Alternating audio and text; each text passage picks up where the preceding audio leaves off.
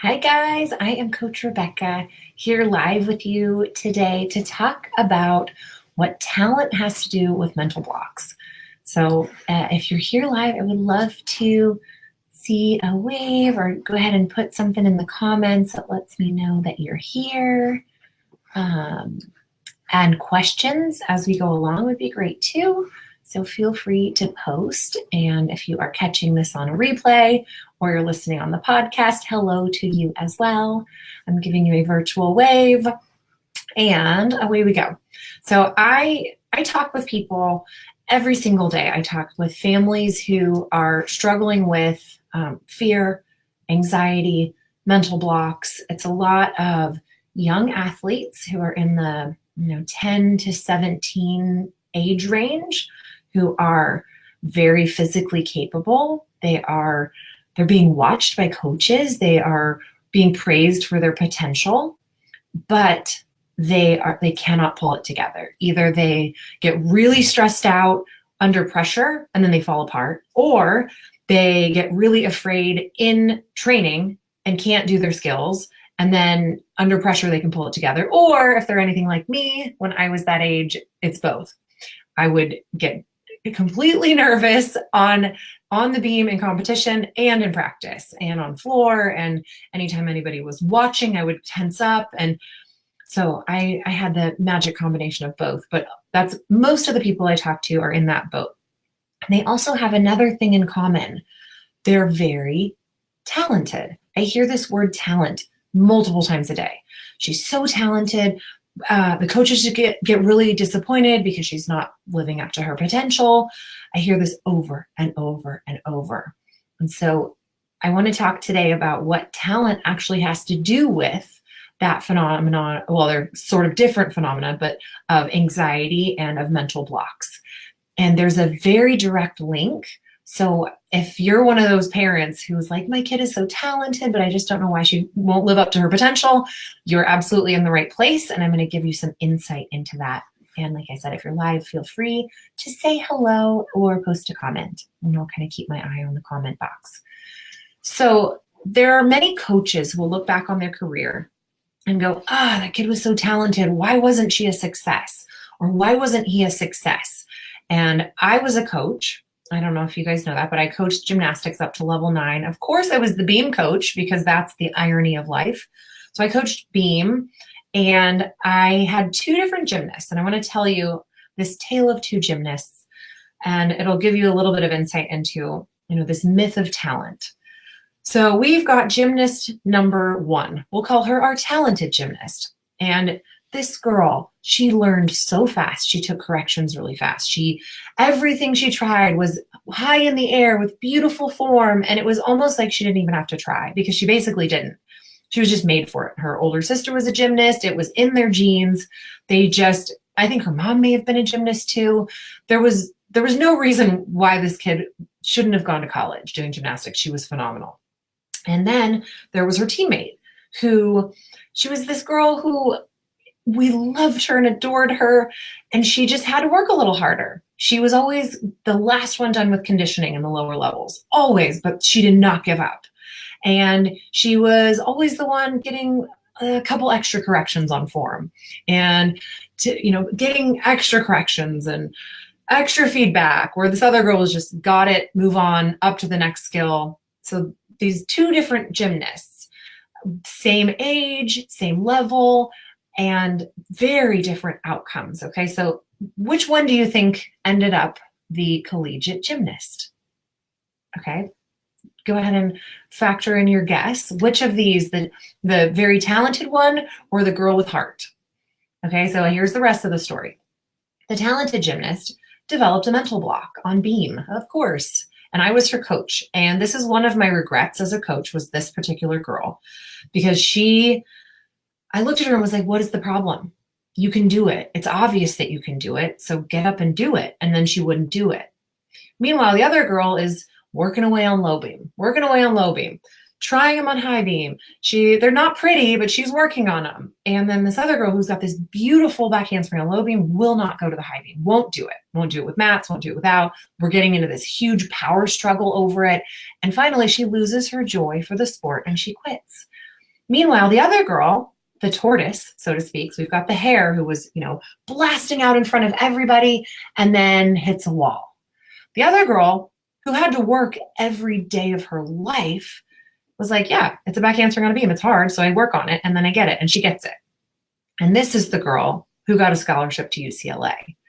And she was also the girl who wanted more. She always wanted more. She wanted more training days. She wanted a day to condition. She wanted to see if she could help out. She was always wanting more. She wanted to learn. She wanted to grow. And it was never a conversation about, oh, this girl is going to be amazing. It was like, we love her and we love coaching her. And she works so hard, harder than anybody else. And I wish everybody was like her. But it wasn't about talent. And this girl goes to UCLA for gymnastics. So that myth of talent is actually something that eats away at our kids. So if you're the type of parent who really praises outcomes and scores and really is excited when they win and let's go get some medals, I want to hear you jingling on the way home. It's sweet, and maybe they did win last time and maybe they won all last year. But then there's now this pressure so if you believe that you are talented, and fortunately, I was never one of those. I didn't really particularly feel talented. I was too old and not strong enough, and I wasn't that good at vault, but I worked. I worked hard, but eventually the mental blocks got the best of me anyway, because I didn't have any tools and I didn't have any support. I mean, I did sort of, but people didn't get it, what I was going through. So they kind of were like, I don't know, are you going to do it or not? Good luck with that. So back to talent. It wasn't me. But for these kids who are extremely talented, they're used to hearing, oh, this kid's going to be amazing. Look out, LSU. Look out. She's going to be great. You just keep up the good work and you're going to be so good. And then they have a hard day. Or maybe they haven't had a hard day in 10 years. Maybe they're just cruising through. And they don't have hard days because their bodies are magical and strong and powerful. And then they have a hard day, where gymnast B has been having hard days for 8 years. She's like, it's just another practice, where gymnast A, she doesn't know what's going on.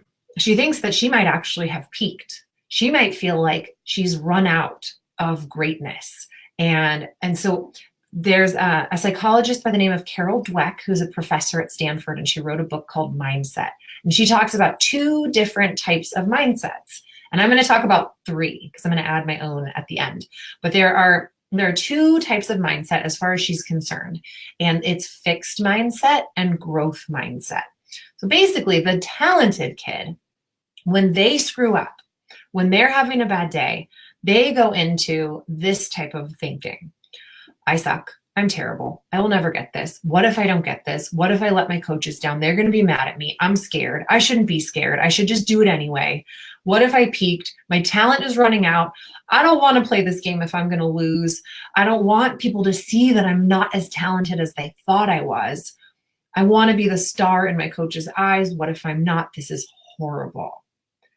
Okay, so that's what's happening in the mind of a kid who's not had to struggle before. And then all of a sudden they're thinking, oh, they're gonna find out I'm not talented. I have to do whatever I can do to prove that I'm talented. And this is the fixed mindset. That's this feeling that talent is finite. Intelligence is finite, meaning you only get so much. You get this many ounces of talent, and then once you've used it all up, you're done. You cannot go any farther.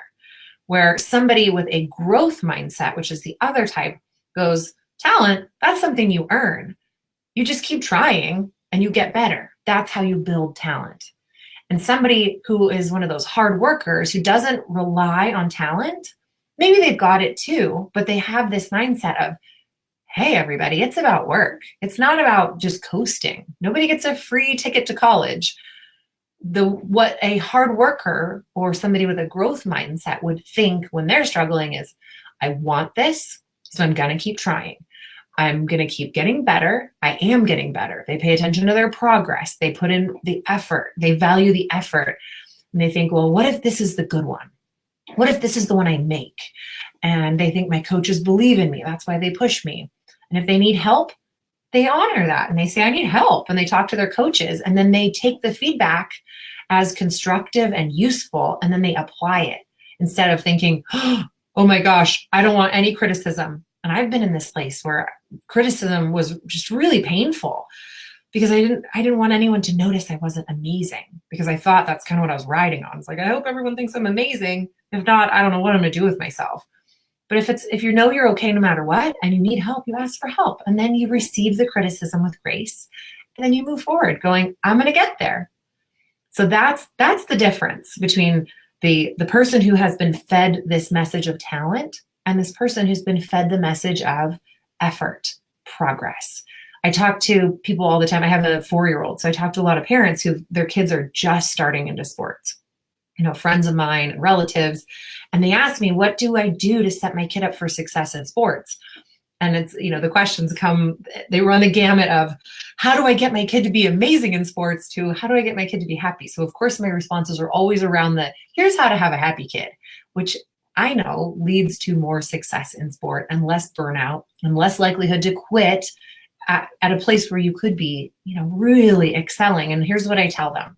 I tell them, if you can do anything to set your kid up for success and avoid these anxieties and these mental blocks, or at least get them through them, it's praising progress and effort and removing the emphasis off of the outcome. And if you can do that, everybody can take a breath and go, all right, kid, you're not there yet. Let's get to work. I believe in you. Look, you just made some progress. Versus the perfectionist who has been trained to think nothing but perfection counts. Nothing but amazing counts. Where the hard worker goes, every step counts. Every step counts. Here's another step. There's another step. The tortoise just keeps moving. Where the hare hits a wall and then potentially gives up. So there's another thought that I want to give you, which is the weight of expectations. So let's say that you've had a phenomenal season, and I have seen so many kids who have had phenomenal seasons for maybe 2, 3, 4 years, and then they fall apart. They fall apart completely. These little sweetie pies who cannot hold it together in competition, who they're great in practice and they get to competition and they are like a completely different person. And what happens is that they feel like, I have to continue to demonstrate that I'm talented or else. And there's no value in failure. Failure is the worst possible thing. And so they're like, I cannot fail because that might mean I'm not talented. And that might mean my talent has run out. So I have to succeed or else. And then maybe they don't succeed. And then they have this downward spiral of a season because they're under this massive pressure that they feel like I have to do well, or their identity is on the line. So then the other way to look at it, which I love to do this exercise with, athletes in that age range, is we'll imagine a situation where there was a ton of pressure. And you guys can totally try this. Imagine that situation, the lead up, who you were talking to, how it was going, what the thoughts were, what all the pressure was, the feeling like you had to be a certain way. And they'll imagine it, and then they'll imagine themselves falling apart, and it's not perfect, and oh my gosh, everybody's disappointed. Oh, I'm stressed just thinking about that. How about you? So then we'll take that situation and we will re-experience it from a place of challenge. So I know these kids, whether they are the talent variety or the hardworking variety or a combo, they are competitive, which is good. I am super competitive. I like to play board games that I will win. I love to play games because I'm like, ooh, bring it on. And I like to play against somebody who is also very good at games because it's way more fun to win against somebody good than against somebody not so good. So I like a challenge. I'd rather get an A+ in a hard class than an A+ in an easy class. Wouldn't you? I don't know. That's how I am. It doesn't count as much if the opposition isn't as capable. So I like a challenge, and I imagine that you, or maybe your athlete, also like a challenge. So what if instead of focusing on the pressure, you focused on the challenge and you recreate that situation? So you go back to that pressure-filled situation and you imagine that it is a challenge, and you go into it and you're like, what if I did well? That would be cool. oh, look, that person's here. Okay, good. This is going to be a good one. This is going to be a big challenge. And I'll have these athletes imagine it, going back through the setup, approaching it like a challenge, and then going through warm up, approaching it like a challenge, and going through competition. And almost inevitably, they open their eyes and they're like, oh, that was awesome. And they have these big smiles and they're like, I did great. And nothing changed. Their skill level didn't change. The venue didn't change. The quote unquote pressure didn't change, but they changed their perspective. And when you're looking for a challenge in practice, you're not trying to win necessarily. I mean, yeah, winning is great, but you're trying to grow. You're trying to get better. And that is the mindset that you have to have. And so that I tend to remove the word talent altogether. And I just say, you might have a really capable body, which is sometimes confusing to coaches when you are up against a mental block, because the coaches are like, what's wrong? Just do it.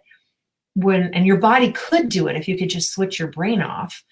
But your brain needs to be prepared in a way just like your body.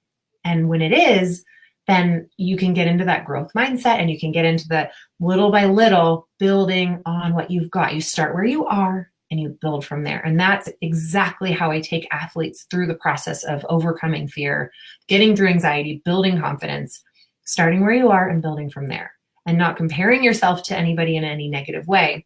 Because if you are relying on talent, then other people's success is actually a threat, versus if you're relying on, people who are not so talented, or they're the hard workers.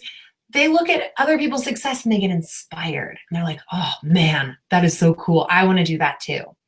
So just notice, where are you currently? Parents. A lot of parents fall into the fixed mindset. Just by default, we were parented that way.